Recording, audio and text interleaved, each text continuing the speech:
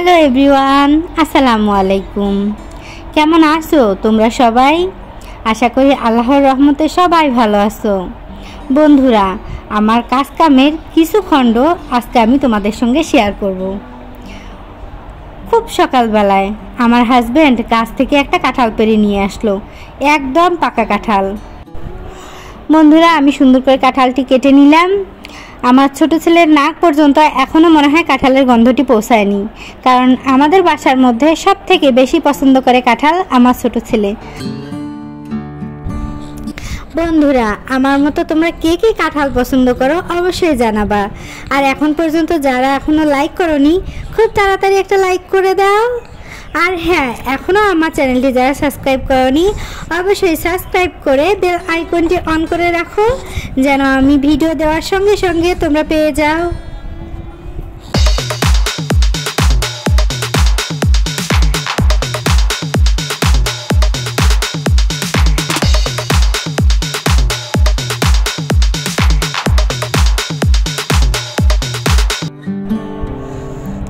বন্ধুরা, একটা কথা অবশ্যই মনে রাখবা, কাঁঠাল তোলার আগে হাতে একটু সরিষার তেল মেখে নিবা, তাহলে আর কাঁঠালের আটাগুলো হাতের মধ্যে লাগবে না।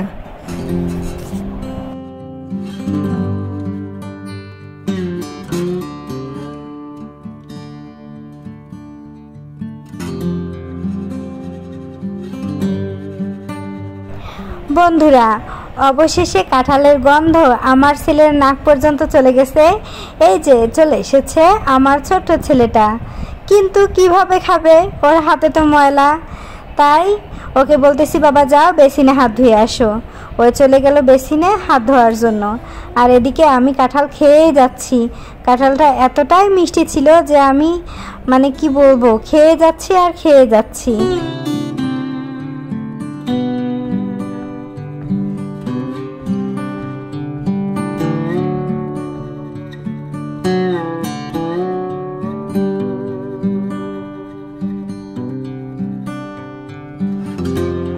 বন্ধুরা, আমার ছোট ছেলের খাওয়ার রিয়াকশানটা দেখেন, আসলে ওর অনেক ভালো লাগতেছে এই কাঁঠালটি খেতে। আর এদিকে বন্ধুরা, আমরা খেতে খেতে আমার বড় ছেলে চলে এসেছে, আমার ভাগিনা চলে এসেছে, সাথে আমার ভাতিজাও চলে এসেছে কাঁঠাল খেতে। আমরা সবাই মিলে গপ গপ করে কাঁঠালটি শেষ করে ফেললাম।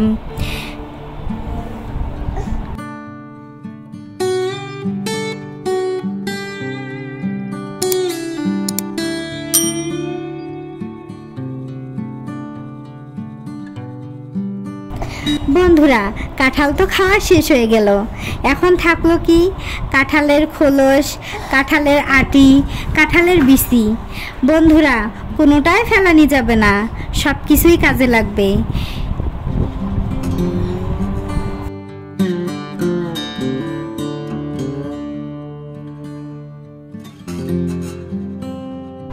বন্ধুরা, আমি ছোট ছোট করে কাঁঠালের খোলসটা কেটে নিব গরুকে দেওয়ার জন্য, কারণ কোনোটাই ফেলানি যাবে না। খোলসটা আমি দিব গরুকে, আর বীজগুলো ভর্তা করব। আর কাঁঠালের আঁশগুলো তো খেয়েই নিলাম। এজন্যই তো বন্ধুরা আমার মনে হয় কাঁঠাল জাতীয় ফল, কারণ তার কোনোটাই অপচয় হয় না।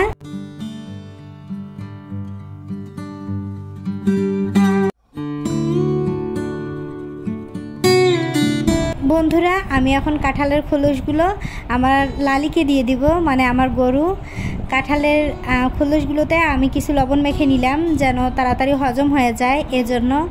দেখেন বন্ধুরা, আমার লালিকে কত সুন্দর গপ গপ করে খেয়ে নিবে আমার লালিও কাঁঠালের খোলসগুলো।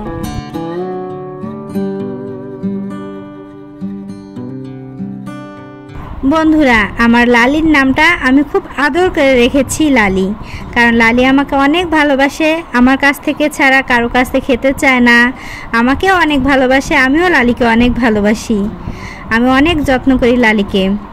বন্ধুরা, এদিকে লালিকে দেখাতে দেখাতে আপনাদেরকে একটা কথা বলতেই ভুলে গেছি যে আজকে সকালের রান্না আমার শেষ। বন্ধুরা, আজকে সকালবেলায় আমি রান্না করেছি ডাল, মাছ, চিচিঙ্গা ভাজি। বন্ধুরা, এর মধ্যেই আমি চলে গেলাম রান্নাঘরে। রান্নাঘরটা একটু পরিষ্কার করে নেই, কারণ রান্না শেষে রান্নাঘর পরিষ্কার করে না রাখলে আসলে মন মানসিকতায় ঠিক থাকে না।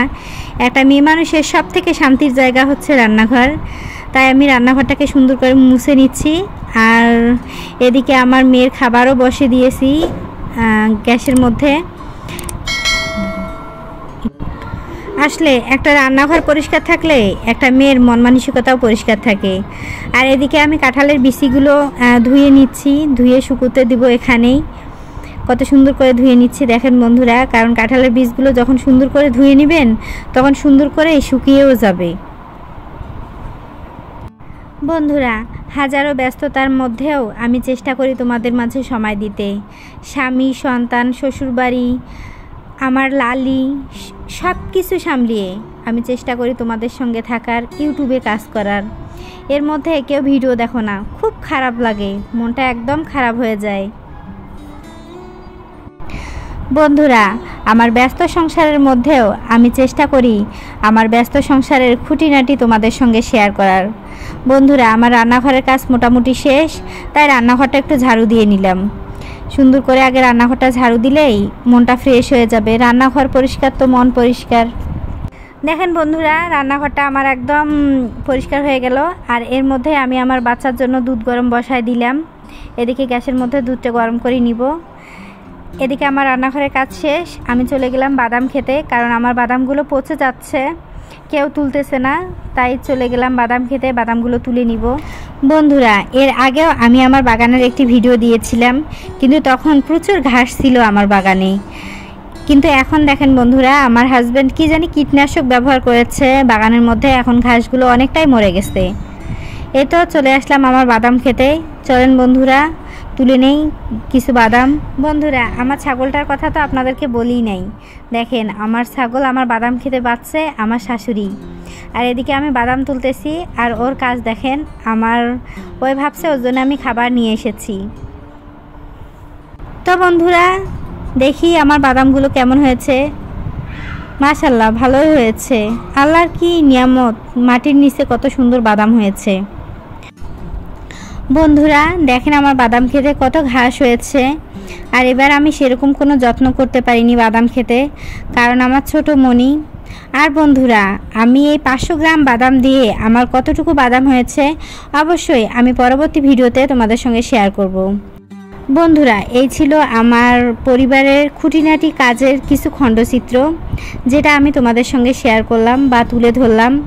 বন্ধুরা, কেমন লাগলো আজকে আমার ভিডিওটি অবশ্যই কমেন্ট করে জানাতে ভুলবা না। যারা এখনও চ্যানেলটি সাবস্ক্রাইব করনি তারা অবশ্যই চ্যানেলটি সাবস্ক্রাইব করে বেল আইকনটি অন করে রাখো, যেন পরবর্তী ভিডিও আপলোড হওয়ার সঙ্গে সঙ্গে তোমাদের কাছে নোটিফিকেশন চলে যায়।